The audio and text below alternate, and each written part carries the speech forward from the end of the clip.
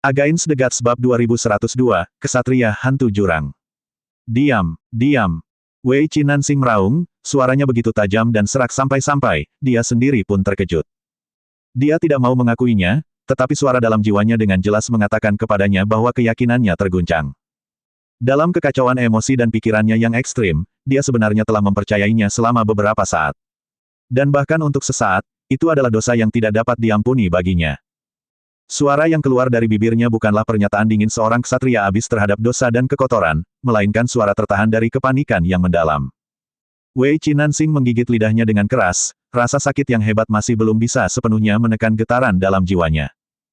Dia perlahan mengangkat pandangannya, berusaha menjernihkan matanya, seolah-olah menginginkan Kaisar Kabut, dan semua orang untuk melihat keyakinannya yang tak tergoyahkan.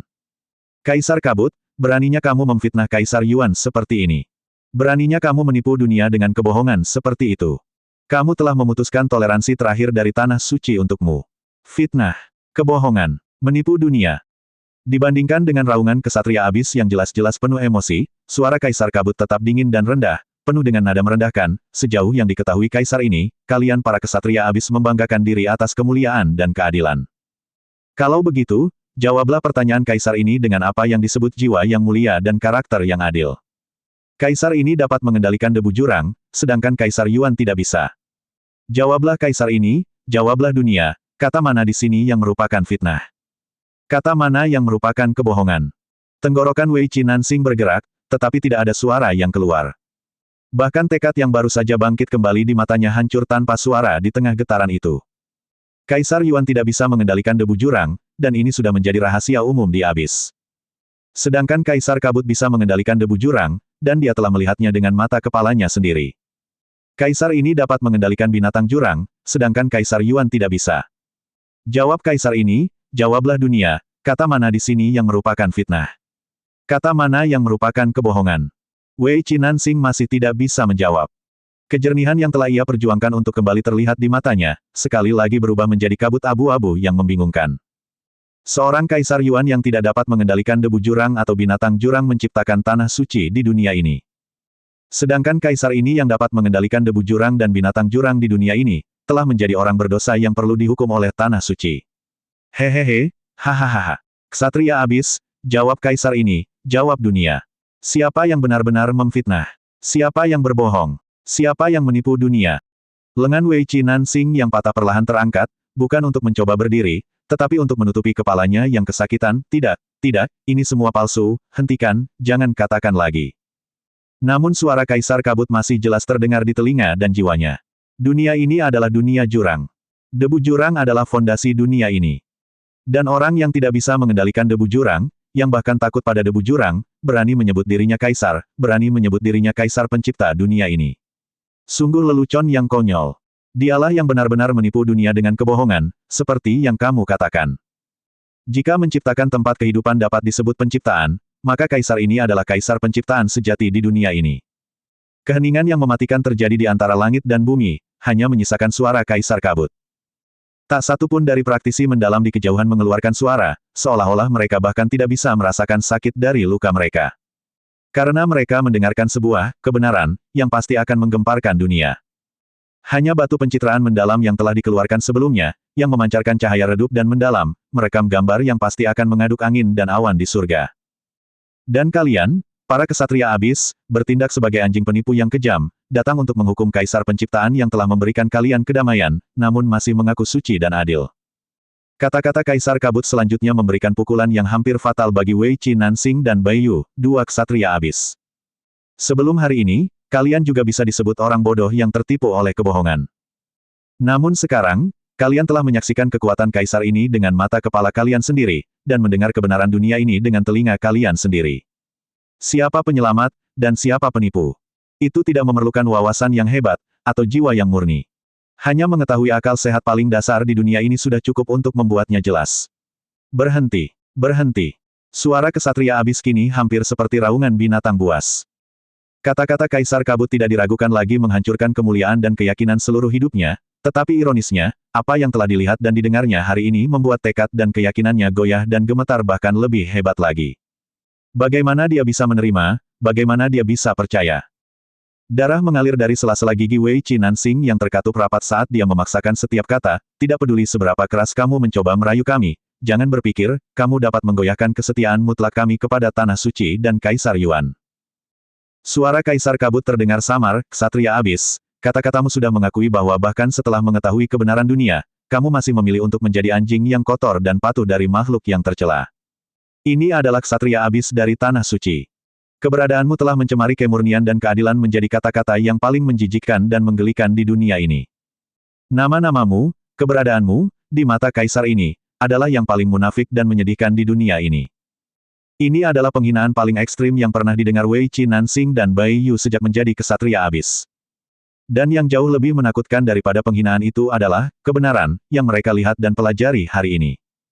Kamu tidak layak menerima anugerah yang diberikan Kaisar ini kepadamu, anugerah yang membuatku menghabiskan kekuatanku dan tertidur selama jutaan tahun.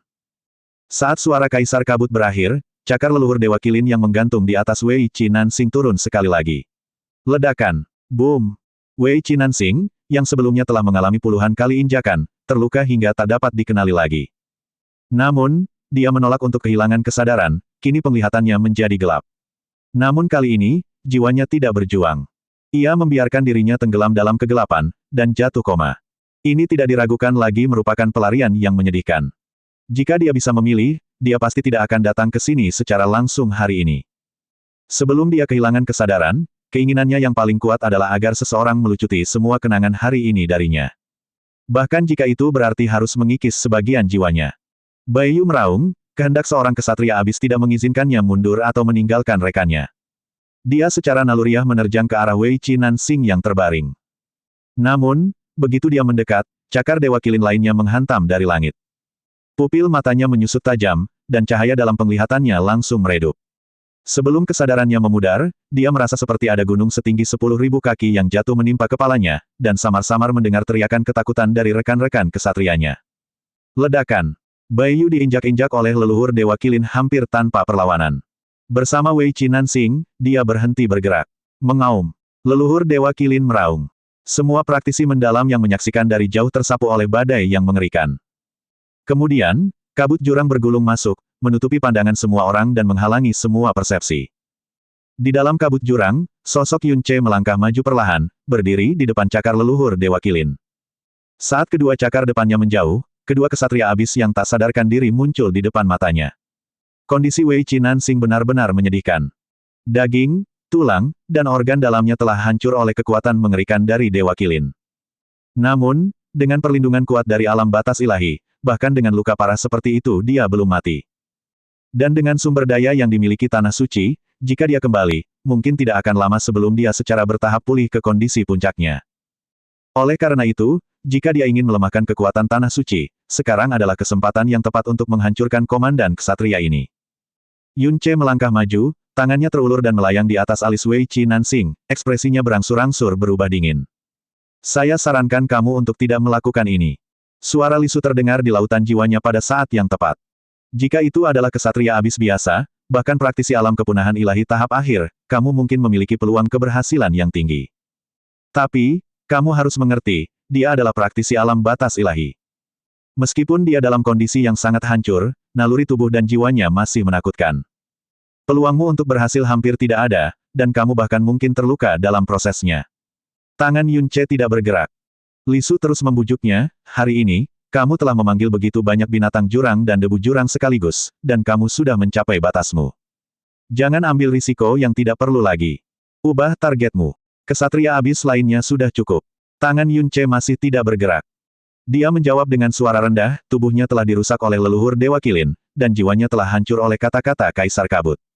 Roh dan jiwanya hancur, dan dia tidak seseram yang kamu kira. Aku, mungkin tidak akan gagal. Jarinya mendarat di dahi Wei Qinansing, dan jiwanya langsung menyerbu ke lautan jiwa pihak lain. Meskipun Wei Qinansing berada dalam keadaan koma, pertahanan naluriah dari jiwanya yang kuat benar-benar menangkis kekuatan jiwa Yun Ce. Tapi tepat pada saat jiwa Wei Qinansing tergerak, cahaya putih perak tiba-tiba muncul di kedalaman pupil mata Yun Ce. Bunga itu tampak seperti bunga putih yang sedang mekar, kelopaknya seputih salju, tepinya berkilauan dengan cahaya perak. Saat mekar lapis demi lapis, bunga itu memancarkan cahaya cemerlang bak mimpi. Bibir Yun Ce bergerak sedikit, mengucapkan nyanyian rendah yang memasuki jiwa, anomali, mimpi, kepanaan. Walaupun Wei Qinansing tidak sadarkan diri, giginya yang terkatup erat perlahan mengendur pada saat ini. Dia bermimpi, tidak, baginya, itu bukan mimpi. Dia terbangun. Meskipun terluka parah, dia dibawa kembali ke Tanah Suci dengan selamat oleh Bai Yu. Kaisar Yuan yang tertinggi secara pribadi mengunjunginya dan menyembuhkan luka-lukanya dengan kekuatan ilahi tertingginya. Imam besar datang dan memberitahu Kaisar Yuan bahwa Kaisar Kabut telah dihukum. Wujud aslinya hanyalah hantu jurang yang istimewa dengan kesadaran yang masih ada. Dia sangat ahli bersembunyi di kegelapan dan menipu orang dengan kata-kata palsu. Dia bahkan membuang mayat Kaisar Kabut. Benar saja, itu hanyalah hantu jurang kecil, hitam legam, dan berwajah jelek. Seperti yang diharapkan, semua fitnah terhadap Tanah Suci dan Kaisar Yuan adalah palsu. Seperti yang diharapkan, keyakinannya masih tinggi, kemuliaannya masih tak ternoda. Dia menutup matanya dengan puas, kesadarannya tenggelam dalam tidurnya. Semua bunga fana di mata Yun Ce menghilang, berubah menjadi bayangan naga hitam pekat. Jiwa naga yang meledak dengan hebat itu dengan mudah menerobos lautan jiwa Wei Qinansing yang sunyi, hampir tanpa perlawanan apapun. Kesuksesan. Hati dan jiwa Yun Ce bergetar. Dia mengangkat tangannya, dan debu jurang di sekitarnya segera berputar seperti badai, berkumpul di tangannya, lalu dengan cepat mengembun menjadi kabut jurang yang semakin dalam di antara jari-jarinya. 1 nafas, 2 nafas, 5 nafas, 30 nafas. Keringat menetes dari dahi Yun Ce seperti hujan badai, dan ekspresinya berangsur-angsur menjadi kesakitan. Akhirnya, pusaran debu jurang perlahan berhenti, dan cahaya hitam muncul di telapak tangannya. Cahaya hitam itu panjangnya setengah kaki, lebih gelap dari malam yang paling pekat. Itu adalah garis sempit yang dibentuk oleh debu jurang yang luas dari ruang di sekitarnya. Konsentrasi debu jurang di dalamnya jauh melampaui apa yang dapat dibayangkan oleh orang awam. Yun Ce membalik telapak tangannya, dan meletakkan garis debu jurang yang sangat gelap ini ke kening Wei Qinansing tepat ke lautan jiwanya yang terbuka lebar. Menghadapi serangkaian tindakan Yun Ce yang tampaknya gila, Li Su tidak bersuara lagi, agar tidak mengganggunya sedikitpun. Saat jejak terakhir cahaya hitam menghilang di dahi Wei Qinansing, Yun Ce mundur selangkah dan akhirnya terjatuh ke tanah. Dia terengah-engah, tetapi ketika dia mendongak, matanya tampak galak, dan dia tertawa nakal, hahaha, hahaha. Perlahan-lahan, dia mengangkat lengannya yang gemetar karena kelelahan. Dia menunjuk ke arah Wei Qinansing yang terdiam, sambil mengucapkan gumaman rendah Kaisar Kabut, selamat datang di Lautan Kabut yang terhormat. Tak seorang pun menjawab, dan dia tak butuh jawaban. Di samping Yun Ce, bayangan putih ilusi perlahan muncul. Dia mengulurkan tangan seputih salju yang terjalin dengan cahaya putih suci, menuangkan kekuatan ilahi kuno ke dalam dirinya, kamu terlalu memaksakan diri. Tidak, jawab Yun Ce sambil tersenyum, aku hanya punya cukup keyakinan pada diriku sendiri. Di bawah kekuatan ilahi Li Su, energi Yun Ce yang sangat terkuras dengan cepat pulih. Namun, relaksasi ini tidak berlangsung lama sebelum Yun Ce berdiri lagi. Saat dia mengayunkan lengannya ke depan, kabut jurang yang bergulung-gulung itu menyerbu ke depan. Kamu, Li Su ingin mencegahnya. Jangan hentikan aku. Karena aku sudah muncul, langkah terakhir ini harus diselesaikan. Saat Yun Ce melangkah maju, tubuhnya diselimuti kabut jurang, aku adalah keturunan dewa jahat, Kaisar Yun dari alam dewa, Kaisar Kabut dari abis. Aku tidak selemah yang kamu khawatirkan. Li Su tidak berbicara lagi, hanya mendesah pelan. Kota Xuanmo sudah kacau balau. Kedua kesatria abis telah terseret ke dalam debu jurang dan pasti telah binasa di bawah cakar leluhur Dewa Kilin yang mengerikan. Para praktisi mendalam kota Xuanmo panik, meratap dalam kesedihan, atau berusaha mati-matian untuk melarikan diri. Sejumlah besar dari mereka masih tenggelam dalam kata-kata Kaisar Kabut, tidak dapat pulih sepenuhnya. Pada saat ini, teriakan peringatan terdengar keras. Semua orang melihat ke arah barat dan melihat kabut abu-abu yang menutupi langit bergulung ke arah mereka, membawa aura kematian debu jurang yang semakin mendekat. Ini. Mo Xifeng menatap kosong ke langit. Hampir setiap momen hari ini adalah mimpi buruk yang tidak nyata baginya. Kabut jurang yang bergolak itu berangsur-angsur berhenti, dan mata Kaisar Kabut perlahan muncul di langit, memancarkan suara yang dingin dan agung, Mo Xifeng, Kaisar ini menyelamatkan nyawa putramu, menganugerahkan rahmat kepadamu, dan bahkan memperluas perlindunganku atas seluruh alam Xuanmo. Namun, kamu membalas kebaikanku dengan permusuhan, menggunakan rahmat Kaisar ini untuk membantu Tanah Suci berkomplot melawan Kaisar ini. Seluruh tubuh Mo Xifeng lemas, dia pun jatuh berlutut sambil meratap, perintah Tanah Suci, tak seorang pun di dunia ini berani menentangnya. Dia berhenti di sana, tidak lagi berusaha membenarkan dirinya sendiri, tetapi malah menundukkan kepalanya dengan lemah. Lupakan saja, apapun alasannya, tindakan ini memang membalas kebaikan dengan permusuhan. Hukuman apapun yang dijatuhkan Kaisar Kabut, aku pantas menerimanya dan tidak akan mengeluh. Suara Kaisar Kabut terdengar di tengah-tengah ketakutan semua orang. Kaisar ini tidak pernah ingin membantai makhluk hidup tanpa pandang bulu, tetapi aku juga tidak ingin dikhianati oleh mereka. Kaisar ini memberimu waktu 10 napas untuk meninggalkan alam Suanmo ini. Setelah 10 napas, dunia ini tidak akan lagi memiliki alam Suanmo. Mo Xifeng mendongak ketakutan. Pada saat ini, dua sosok terlempar keluar dari kabut jurang. Mereka adalah Wei Qinansing dan Bai Yu, penuh luka dan tampaknya sudah meninggal. Komandan, Ksatria. 6 ksatria pelayan yang putus asa bergegas maju, menangkap Wei Qinansing dan Bai Yu yang terjatuh. Mo Xifeng juga menyadari sesuatu saat ini. Dia tiba-tiba berdiri dan berteriak, mundur. Semuanya, mundur ke timur. Cepat. 10 napas. Debu jurang turun, langsung menyelimuti alam Suanmo, dengan cepat mengubah tanah suci kecil ini menjadi zona kematian yang diselimuti debu jurang. Tak lama lagi, berita mengerikan itu akan menyebar ke seluruh abis. Suatu wilayah di tepi lautan kabut tiba-tiba meluas sejauh 500 mil, menelan alam Suanmo, mengubah tempat yang dulunya merupakan surga bagi para praktisi tingkat tinggi, menjadi wilayah perbatasan baru lautan berkabut. Kali ini, Yun Ce benar-benar kehabisan tenaga. Namun, dia tidak beristirahat. Sebaliknya, dia mendarat di dalam sisik Dewa Kilin dan kembali ke kedalaman lautan berkabut bersamanya dengan kecepatan tinggi. Li Su muncul kembali, memulihkan yuan energinya yang terkuras habis dengan kekuatan cahaya ilahi. Mengapa kamu terburu-buru? Yun Ce menarik napas dalam-dalam beberapa kali sebelum menjawab dengan suara rendah, penampilan Kaisar Kabut hari ini akan sangat berbeda dari sebelumnya. Saat gambar yang direkam oleh para praktisi mendalam dengan batu pencitraan mendalam menyebar, seluruh abis, termasuk tanah suci dan kerajaan dewa pasti akan sangat terguncang. Aku harus kembali ke kerajaan dewa penenun mimpi sesegera mungkin selama waktu ini, untuk menghilangkan kemungkinan aku dikaitkan dengan Kaisar Kabut. Li Su berkata, yang satu adalah Kaisar Kabut yang tidak menentu dan tidak terduga yang berkeliaran di lautan kabut, yang satu lagi adalah putra penguasa dewa yang tinggal di kerajaan ilahi penenun mimpi. Tidak mungkin ada orang, dengan alasan apapun, yang akan menghubungkan kalian berdua. Kamu benar-benar berlebihan. Kamu benar, tapi berjaga-jaga selalu lebih baik daripada tidak sama sekali. Yun Ce berkata dengan napas terengah-engah, dan aku melakukan ini untuk berjaga-jaga terhadap Hua Qingying. Lagi pula, kemunculan pertama, Kaisar Kabut, dan Dewa Kilin ada di depan matanya. Jadi, dengan penampilan Kaisar Kabut yang menggemparkan kali ini, dan aku yang jelas berada di kerajaan Dewa Penenun Mimpi, bahkan jika dia 1000 kali lebih tanggap, dengan 1000 imajinasi liar, dia tidak akan pernah lagi memiliki kemungkinan untuk mengaitkan aku dengan Kaisar Kabut. Li Su tidak berbicara lagi. Dia sendirian dan tanpa dukungan di dunia ini.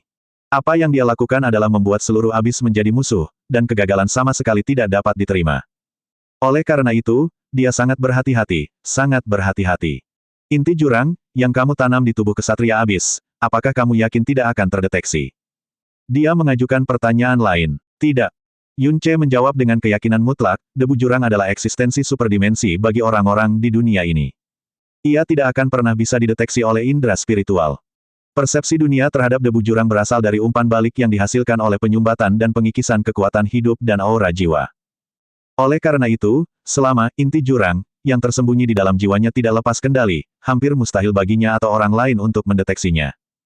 Li Su melembutkan suaranya, tapi kamu benar-benar memaksakan diri terlalu keras hari ini. Mengapa kamu tidak menunggu beberapa tahun lagi? Saat itu, kendalimu atas debu jurang dan binatang jurang pasti akan lebih mahir dan kuat, dan kamu tidak akan berada dalam kondisi seperti ini sekarang. Yun Ce perlahan menggelengkan kepalanya, aku sudah membangun momentum selama setahun. Jangka waktu ini tepat untuk membuat tanah suci curiga dan waspada, tetapi hanya sedikit curiga dan waspada, jadi mereka hanya akan mengirim ksatria abis. Kemunculan komandan ksatria ini sedikit tidak terduga. Jika aku menunggu beberapa tahun lagi, membiarkan kecurigaan dan kewaspadaan meningkat sampai mereka menganggapnya serius, itu mungkin akan menarik perhatian imam besar sendiri. Jika memang begitu, aku tidak akan punya cara untuk menanggapinya.